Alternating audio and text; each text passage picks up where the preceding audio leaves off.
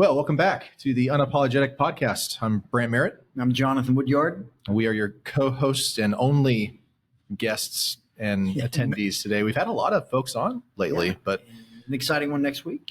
Yes, we're looking forward to having Dr. Wes Vance from Crossway. I keep wanting to say Crossroads, but it's Crossway. Executive pastor, Crossroads Baptist Church, right there off of I-40 as soon as you get into Springfield. Yep, and just a friend of the university. Yep. He's frequently at our board meetings through his role with Missouri Baptist Convention. And he's the vice president of the Missouri Baptist Convention now. So looking forward to having him. Yep, and he'll be speaking at chapel on Monday. So it's good timing. So that's looking forward to next week. But today it's just us. It's like back to the OG. This is good. Well, I know we were talking through what's a fun icebreaker of just stuff that's happening in life or culture. And I think for us, a life thing that has happened recently is we, for whatever reason, in our 40s have decided it's a good time to try to play full court basketball with people again in different settings. Yep. You're with students here at SBU. I've been doing it with some guys up at church at First Baptist. Yep. How are we feeling about that decision? I feel sore. My left foot reminds me every day I walk out of my office, I'm reminded that I'm not 25 or 35 anymore. So my left foot hurts. So I get done playing, I get home and I'm limping. And yesterday I could barely walk. So I don't know what it is. Gina says I should go to the doctor and I'm like, I'm not doing that. But give it a couple of days, it's better. But I like it. I'm on the court. It's fun. These guys are energetic. I mean, you get on the court with somebody and these guys are 20, 21, 22 years old. The energy is crazy. But I'm holding my own, wearing myself out. It's, help will stay in shape and it's fun. I love basketball. So it's been good, but it's been tough. And relationally being on the court with students, and they'll look at me on the court and, they'll start asking questions like, hey, like what's the rules? What are we playing to? Things like that. I say, guys, I'm off. I'm just here to play ball. You tell me. I'm just here. Playing. Yeah. So it's been fun. Yeah. It's I had an injury of my own in the last game, rolled my ankle, and reminder of, I had actually just gone and bought basketball shoes because the last couple of times playing, I've not had basketball. I'm just wearing tennis shoes. I'm like, that's a recipe for disaster and not have support. And sure enough, I get on my basketball shoes in that first game. I rolled my ankle, and I was not sure how that was going to go, but taped it up. Felt like ready to go. Willis Reed, run back out there and and was able to keep playing. So, yeah, and that's been what I've noticed is like the instincts are still there. Like I can cut the lane, I can anticipate, can play pretty good defense, but not in as good a shape as I used to be. And the shot is, it's not a great, it's hit or miss. The shot needs some work. The instincts are there for me in terms of knowing what to do. What I find is the reflexes are not as fast, right? So I know what to do, but my hands don't respond in time, or I can't jump as high to block a shot. It's like, I know what to do, but my body's like, I know you want to go over there. It's just going to take a minute. Yeah. So it's just, and it's going to hurt more afterward. Yeah. That's for sure. But it's been fun. It is good workout for sure. So for all you midlife basketball considerations, it's worth it. Go do something. Get up, go play. Yeah. Get off and stop scrolling. Right. Absolutely. And that's not just for the mid-40s. That's for everybody. Yeah. Get outside, do something.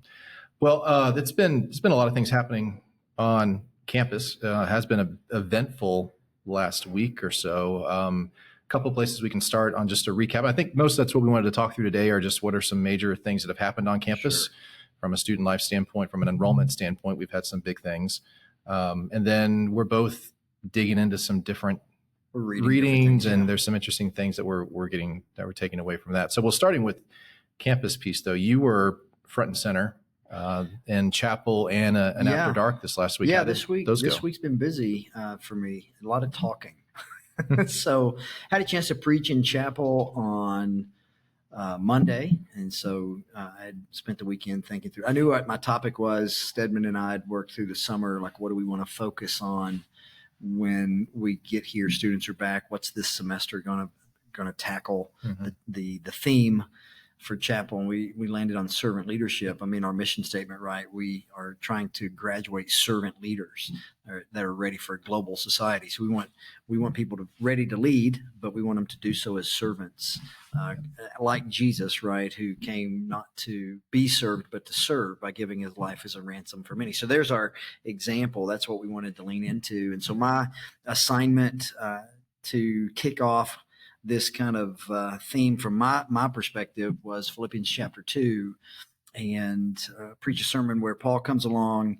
He's calling them back in chapter 1 to live a life that's worthy of the gospel.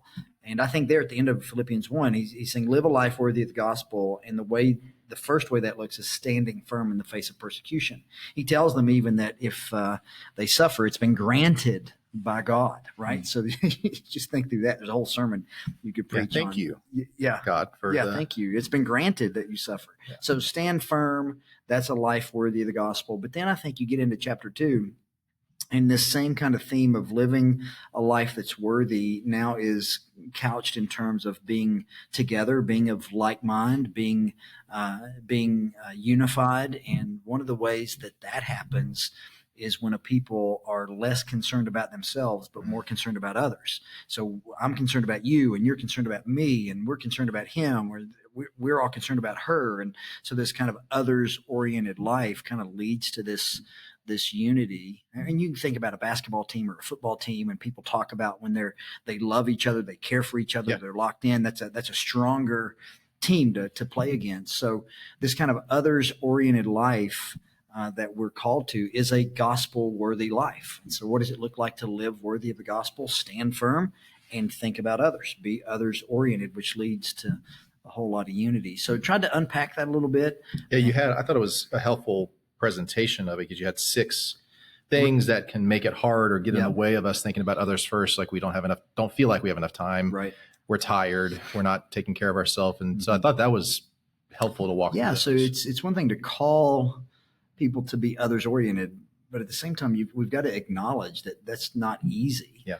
I mean, Paul says the reason you do this is look at Jesus, right? Look at Jesus. He's the ultimate others-oriented man. He steps out of the heavens. He comes and lays down his life for others to save them, reconcile them to God. But that's great. But we also know because of remaining sin, it's still hard. It's still hard, right? Things get in the way. So I call them roadblocks. What are roadblocks to this others-oriented life? Tired. But there's also ignorance. You just don't know how to serve people. There's personality problems. I'm shy. I'm introverted. It's hard for me to step out and serve others. So, how do we get through those? And I think the way we get through those is pointing people to Jesus. That's what Paul does. Look at Christ. Gaze at Christ. Look at him. Be transformed into his image. And then when you're tired, you remember Christ and you serve others anyway. When you're tempted to be self-centered, you remember Jesus who laid down his life for you, and you crucify your self-centeredness. So tried to bring the gospel to bear, like that we do this, and we're not doing this so that you can earn God's love or earn God's favor. We don't live this others-oriented life so people pat you on the back. Right. We want to live this way because Christ did. And when somebody asks you, why are you always going out of your way to serve others? You can point them to Jesus. And so we want to do it for his glory, for the good of our neighbors, and for the fame of Christ's name. Yeah. Well, it's been the theme has been resonating. I don't want to say we're hammering it home, but Dr. Melson had one. Stedman's preached on it years, filled in that whole series. So I think it's been a good. And there'll be several more messages. I mean, this whole semester, Stedman will preach on it 5 times. I will preach on it 5 times. So 10 of our chapel messages will be on servant. And then you'd add Dr. Melson's in there, his opening. So that's 11 messages coming from different passages. Yeah. But just, I think hammering's the right word. We're hammering this home to say, hey, look outside of yourself. Look at others. This is the type of person we want to shape. And that kind of gets to, what's the point of chapel? Mm-hmm. Why do we do that? And we talk about chapel being a culture setter. Like chapel is so much twice a week away for us to trumpet who we are and create a culture here. So driving it home as much as we can. Yeah. Well, and then that moved into Monday night. You had oh gosh, yeah, After Monday Dark, night. which there, if y'all, I don't know that I want to plug SBU memes, but I'm going to plug SBU memes. SBU memes, yeah. And you did, and there was the sort of the meme of the guy on the board with all the conspiracy theory things put together, and that was their take on you trying to present church history when they were just hoping to go and hear a nice little. Well, they got into it, I guess. I did. I got it. I mean, I can't not get excited. So I've got a whiteboard on stage, and I mean, all of it was, great tradition. We're trying to introduce students to, hey, you're part of history. To quote Cicero, to know nothing of what happened before you is to forever remain a child, right? And so we're wanting people to grow up in maturity, and mature human beings, I think good citizens, people who change the world, they are not historically ignorant, right? Yeah. They know something about history. C.S. Lewis, would say things like, you shouldn't be a chronological snob, thinking that we've figured everything out in this moment and nothing that happened before us matters. So we should pay attention to history. Some people say pay attention to history so you don't repeat it. My wife will say, she said to me once, no, you pay attention. Yes, pay attention that you don't repeat the mistakes of history, but sometimes you want to do, hey, that worked. Yeah. That was a good thing. So we pay attention to history to teach us, to learn from it, both positive, negative things. So try to unpack a little bit of why you should care about church history. And one of the things that I think history does is it helps us understand ourselves. And so I open with, how did we get from Jesus and 12 disciples to 12,000 denominations, right? Mm-hmm. Tongue in cheek. I don't know how many denominations there are, but tried to walk through 2,000 years on a whiteboard in all of 5 minutes and, do the big pieces. Yeah. And so people watching, if somebody asked you, how do we get from Jesus to really 3 big branches of Christianity, which would be Eastern Orthodox, Roman Catholicism, and Protestants. And then there's all kinds of offshoots in there. Sure. Those are the big buckets. Those are the big buckets. Yeah. How'd we get there? Well, tried to walk through a little bit of history and say, hey, here's the major break in 1054, the Great Schism. That's where you get East and West formed. So now you've got what will become Roman Catholicism and Eastern Orthodoxy. Then you trace the Roman Catholic stream, because nobody pays much attention to Eastern Orthodoxy for a while. Sure. They're not writing the books and doing the different things. The center of power is not in the East, it's in the West. But you trace Roman Catholicism until about 1517, and then you have the Protestant Reformation. So now you've got 1054, 2 groups. And now in 1517, another group, and those are your 3 big buckets. And so just trying to give them some handles on understanding who they are, how we got here. We think that's a mark of an educated individual to know something of their history. Yeah, it is. It's the holistic piece of, sure. But whether it's world history, all those things are great, but for us in particular, church history, it's important because we don't just want leaders in the marketplace. We want to graduate students who are going to lead in the church, right? And understanding how those churches got to be is a huge part of that. Yeah, 100%. So try to do that. There was, 80, 90 people there for a talk on church history at 8:00 at night. I thought, wonderful. It's a win. Yeah, it was a win. That's a win. And we ended with, we sing these songs.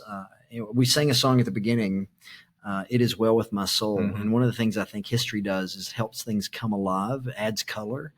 And if you know the history of that song, then it's like, oh, wow, it's much more powerful. Horatio Spafford, I don't know if I have time to tell it real quick. Go for it. Horatio Spafford, 1873. So 1871, he's in Chicago, Great Fire, Chicago, loses his fortune, basically. He's financially ruined. Makes a little bit of a comeback. I'm not sure all the details there, but 1873, 2 years later, he sends his wife and 4 daughters get on a boat. They're going to go to England. I think they're going to go spend some time with D.L. Moody or see him. I can't remember exactly what they're doing, but they're on a voyage over, and he gets a telegram from his wife from England, and all it says is "saved alone." And what had happened is their boat had collided with another boat, and his 4 daughters had drowned. And he gets on a boat a little bit later, goes over. He's going to see his wife. The captain of that boat knows what has happened. They come to the spot in the ocean where the crash had happened, the wreck, and this is where your daughters would have drowned. And he pens through the deepest possible pain, "It is well with my soul." So when you sing, "When the sea billows roll," Right. real. He's looking. See. Yeah. Yeah. So there's a history there. Now you sing this song. Yeah. And that history, it's like, oh, through the deepest possible pain, whatever's going on in your life. This guy that wrote that, his 4 daughters had drowned. And because of Christ, it is well with my soul. Yeah. That's pretty powerful. Very powerful. Yeah. Yeah. It's awesome. Enrollment side, we didn't have a history on hymns or church leaders, but we did have our Scholars Day. So throughout the year, we've got multiple visit events. So these are more than just throughout the year. We've got students will come, prospective students with their parents. They'll come on a Monday or a Tuesday, just visit campus. But we have bigger events throughout the year. So Preview Day, Scholars Day are some of them. Scholars Day is when we bring students in who have cut off at a certain GPA. They come and they compete for extra scholarship dollars, interview with faculty. This year we introduced a new piece to it where they did a group project and got evaluated on that.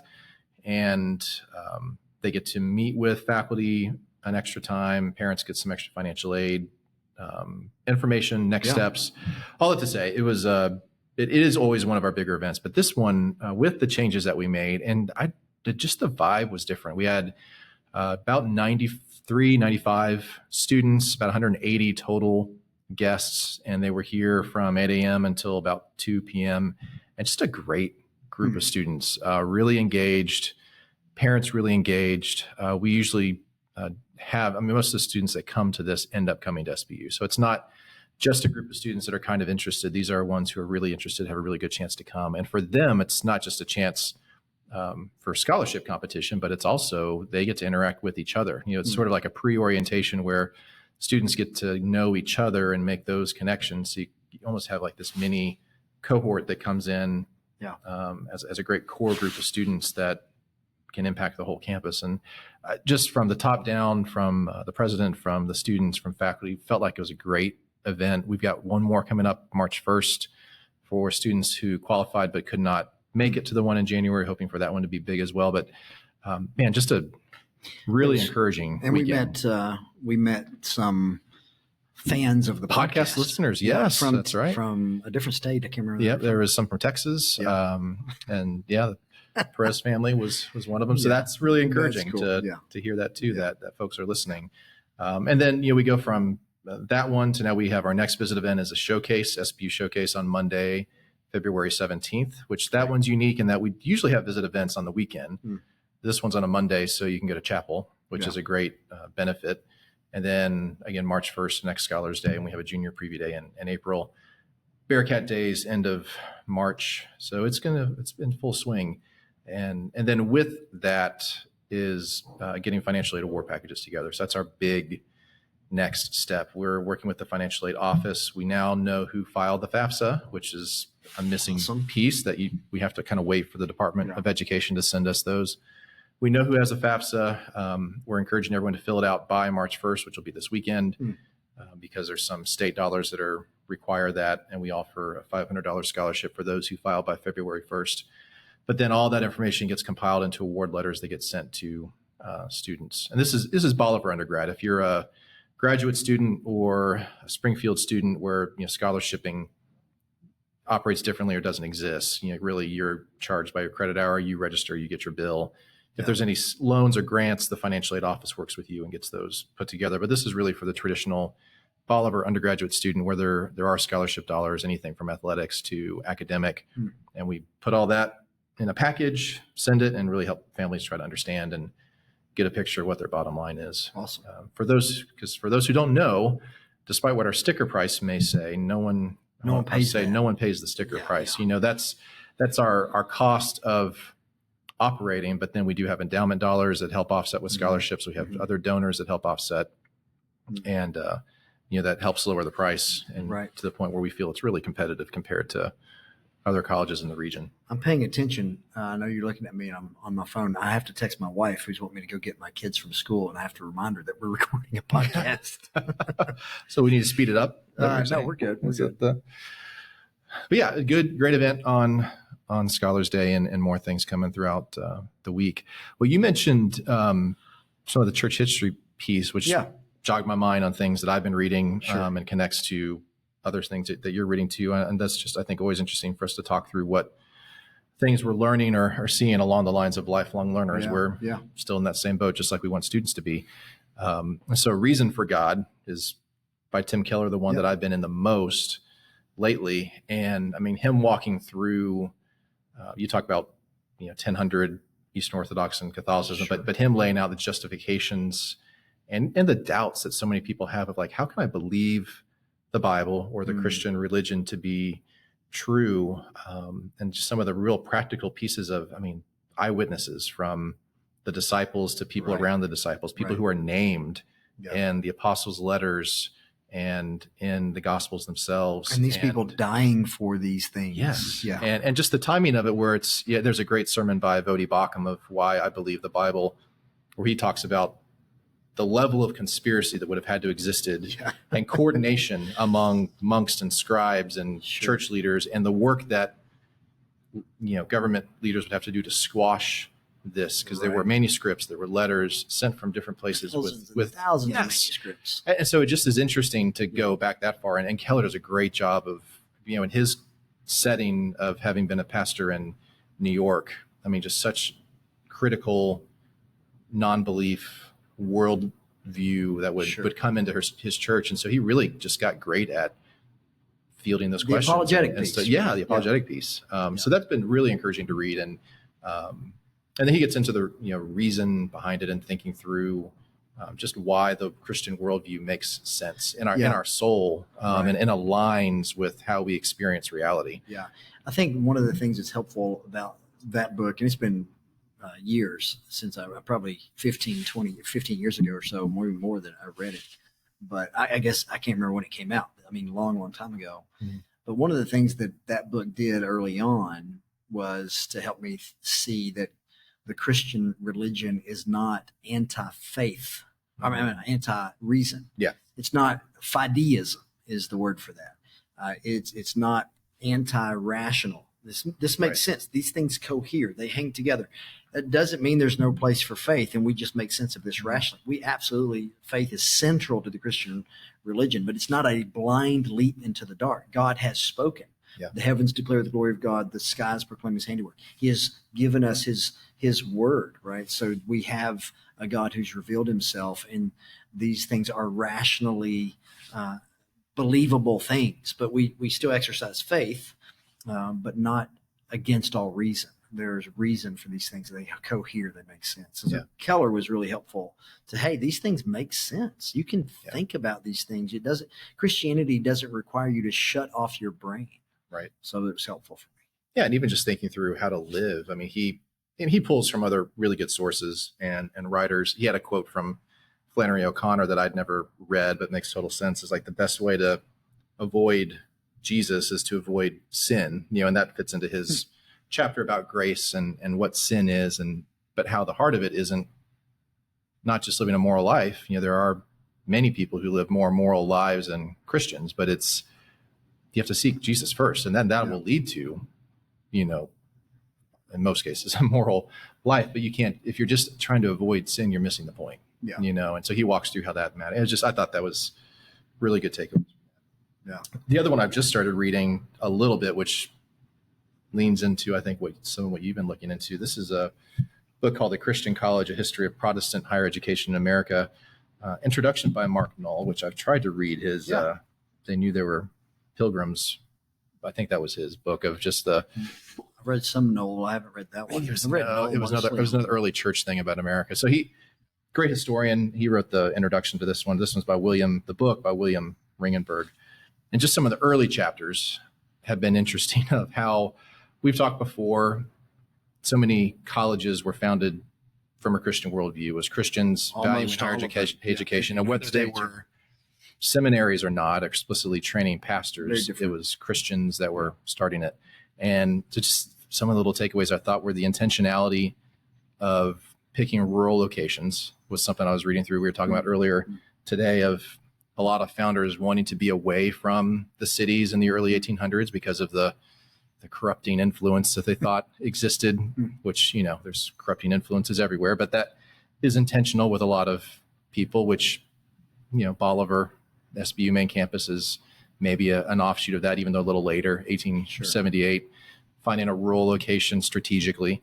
And then, even just the type of student that went. I think I assume you think back in the 1800s, Christian worldview was more mainstream. It was the air you breathe. Absolutely, yeah. But even some of the studies in the early 1800s, mid 1800s, of maybe only a third of students going to these colleges that had this embedded Christian worldview were professing Christians. And so it's sort of this historic piece where evangelizing on campus has always been a thing. We talk about our student population is we don't require students to have a faith statement to be a Christian to come. And so there's this, constant discipleship happening across many different levels of faith background. But even reading through to have 1850s, 1840s, a third of students actually being a professing Christian was just unexpected, I guess, as I was. It's a bit jarring when you. So I've been reading George Marsden. He's a historian, University of Notre Dame. He's a Protestant, but teaches at. I'm pretty sure you can double check me on that. I think he's Protestant, but he writes The Soul of the American University. Mm-hmm. I'm reading the old edition. There's a newer edition where he kind of revisits the soul. I haven't read that one. But just reading what's been interesting to me, Christian people with, or at least some sort of Christianity, right? When we say Christian, when you get into those 1800s, like what they meant by that is interesting. You had Unitarians, you had a lot of different versions floating around. Protestant liberalism, particularly coming out of Germany. So what somebody meant by their Christianity is something you can't just read, oh, they were Christians and they wanted to start or to have a Christian curriculum or whatever. What did that mean is a question you have to dive into, because it would mean different things at different places. So, but to see one of the moves early on, and this is Thomas Jefferson. So one of the founding fathers, one of the things that he wanted to do was see education that was what he's called non-sectarian. So these schools that weren't tied to denominations, but were broad enough Christian that you didn't have to be of any stripe. And he actually starts at the University of Virginia. That was his kind of, that's kind of a child of his, a brainchild of his. I don't know all the bits and pieces of how it actually gets going, but Jefferson's behind it. And he really wants to found it as a non-sectarian place. It's not tied to any denominational structure, any sect of Christianity, but still Christianity's the at least the Judeo-Christian morality was there. Jefferson would have been a deist, probably, in some form. So he's again, he may have claimed the name of Christian of some sort, but in a very deistic way. I actually don't know everything about his history there, but what he's thinking about. His religious background he was not believing the same things you and I are believing. So a lot of these places are being started by people who profess to be Christians, but what that meant looked different. And what's been intriguing to me is watch how Christianity, for so many of them, whether it was at the University of Michigan or Cornell or Harvard or Princeton or Yale, all these places where Christianity becomes kind of just this moral program. It had to do with the morality of it, teaching you to be a good Christian kid, but the doctrines, the foundational beliefs weren't as emphasized. You're not worried so much about theology as you were worried about living like a good Christian person, whatever that meant. So it became more of a moral program. And then it starts to be pushed to the margins of the university. The university not focused on Christianity, not focused on propagating the faith once for all delivered to the saints. It's just kind of pushed to the margins. And eventually the Bible begins to be dissected like any other book. That was actually a phrase, study the Bible like any other piece of literature. And so eventually it's just ousted. And so you go to some of these places today, and there's no sense of Christianity anywhere near them. So what Christian meant, what Christianity for some of these professors or founders would have meant would be something you have to be careful, just because the word Christian's there. So what do you mean by that? What's Christianity to you? Is this of the Protestant liberal type, or is this conservative Presbyterianism? What's the flavor you're going to get? And it's not always very clear. Yeah. And the rise of, actually Keller gets into it in Reason for God too, of science versus faith. Oh, sure. Materialistic, the humanistic, all those things sort of kind of get pulled into the university. And then it's like, okay, if it's not observable fact through the scientific method, then that starts to get pushed on, and it becomes more compelling, and they lean into, these science observable things. That is, again, compounds the pushing of the Bible and things out and a little bit. Back in the mid 20th or 19th century, there were a lot of people who were, and I believe this, at the end of the day, science and the Bible are not going to contradict. Science rightly understood and the Bible rightly understood, they'll cohere. If it's true here, it'll be true there, because all truth is God's truth. But and so there were some who's like, hey, we shouldn't be afraid to study science and to study faith. But then there were some who created such a dichotomy between the two that eventually one got pushed out. So it's a complex history. I mean, I'm reading Marsden. I'm not an expert in the rise of universities. It's a very fascinating book. It has been fascinating to see how professing Christians, people who would have wanted to maintain some sort of Christian university, and then to hear the names of those places today, and they don't have anything to do with Christianity. Brown, Dartmouth, all Amherst, those places. You name it. I mean, who would have thought of the University of Michigan as being a Christian institution? But that's day one. That's how it's founded. Or you go out to Cal, University of, what is it? Oh goodness, it's University of California, Berkeley, UC Berkeley, or you, and then our Ivy League, Harvard, all those schools were explicitly Christian and are no longer. Well, and it plays today in that we still have to be thoughtful and ask the same questions of, okay, so you're Southern Methodist University, you have Methodist, SMU, Methodist in your name, What do you mean? What does that mean? Your Texas Christian University, you have Christian in your name. What does that mean? Your Southwest Baptist University, you have Baptist in your name. What's that mean? What does that mean? Right. And so that hasn't honestly really changed. You still have to, I think we have to be thoughtful and explain, what those words mean and what the mission of places are. Yeah. So what does it mean for us to be Southwest Baptist? Mm-hmm. I think most people who are you tied to? Well, we're tied to and founded by Missouri Baptists. Missouri Baptist Church, about 2,000 or so Missouri Baptist churches that are part of the Missouri Baptist Convention, which is part of the Southern Baptist Convention. We're founded by them. Our confessional document is the Baptist Faith and Message, so it's very Baptistic. It doesn't mean you got to be a Baptist to go here, but that's the confessional document of our institution.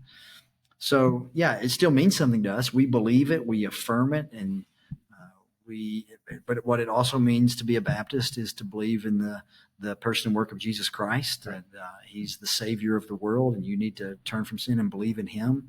And that's true for everybody on the planet. So there's so many things that it means, but wherever you're going, if something's got Christian in its name, you shouldn't assume that there's anything Christian about it necessarily. Ask some good questions for sure.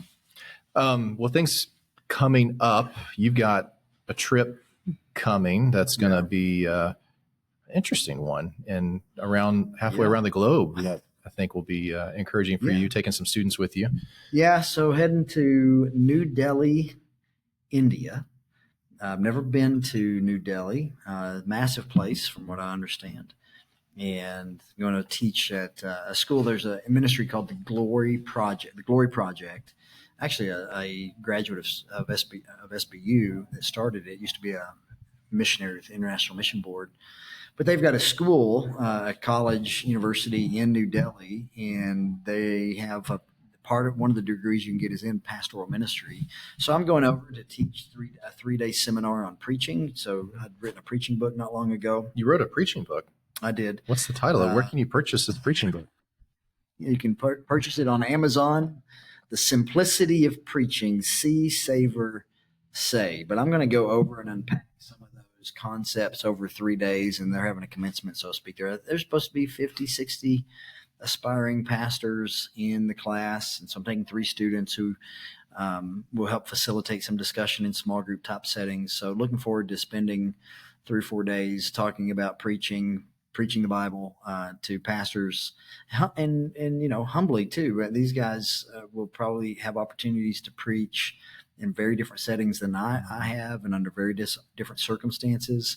So maybe get to learn some from them as well as hear about their experiences with preaching. So 3 days of a conversation, try to unpack some helpful ways for them to think about the preaching task. And hopefully I'm working with the publisher now to get copies sent over there for all of them to have a free copy, which would be pretty cool. Yeah, in India, I've not been, but worked with someone at Southeastern University where I was previously, her dad was a pastor of a massive church in India, and just learned through some of those conversations and trips that would go there. I mean, there are big churches. It's a huge country, so of course there's a lot of Christians, but it's still a tough place to. It's a tough place, and there are big churches, and you'll find that a lot of times, just like in the United States, just because there's a lot of professing Christians and big churches, it's not always healthy. And that's true. That's not a comment on us having it together, because you'll find that down the road, right? You go across the street from SBU and you'll find a bunch of churches, and not every church you run into in Missouri is healthy. Yeah. Not every church you run into in the United States that says they preach the Bible actually preach in healthy ways. So you go to some place like India and you're going to find the same thing. It might be health, so we need to continue to lean in, help each other think and do things in ways that honor Jesus and his word. So it's a lot of things going on over there that aren't healthy, like there are everywhere else in the world. Yeah. I can't wait to hear on that trip. And one other plug of things that we're working on our end with our advancement office is another issue of SBU Life magazine. So that's really an alumni piece. We do get some copies that stay on campus, but it's really sent out to alumni. So for alumni who are listening, we're working on a new issue that we're excited about. One of the articles in it that I'll be working on is a focus on Dr. Bill Walkup, who's one of the professors here.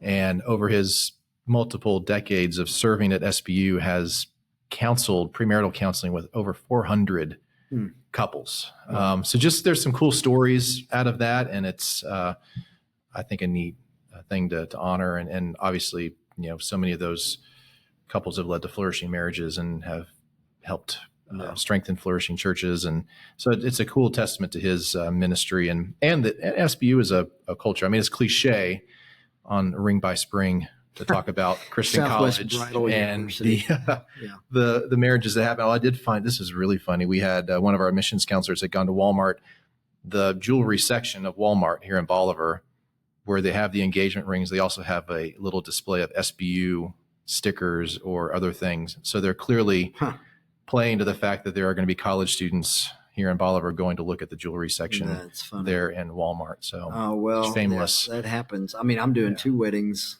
for four of our students, and 2 weddings 2 days apart in May. So I'm leading a trip to Nepal. I'm flying back early, making sure the plane makes it back. But then I'll do a wedding on the 24th and a wedding on the 26th of May, 2 days apart. So people get married. And we just had a couple, they play in the chapel band. They just got engaged over the weekend. So this past weekend. So pretty cool. But we love that. We love marriage, and we want people to get married. We want them to have babies and raise families and teach their kids to follow Jesus, and then shoot them out into the world to change it. That's right. So, and come to SBU. Keep the cycle going. There you go. That's good. Well, thanks for joining us on this episode. Again, we'll have Dr. Wes Vance with us on the next one. Looking forward to that. And we appreciate all of you listening. Awesome.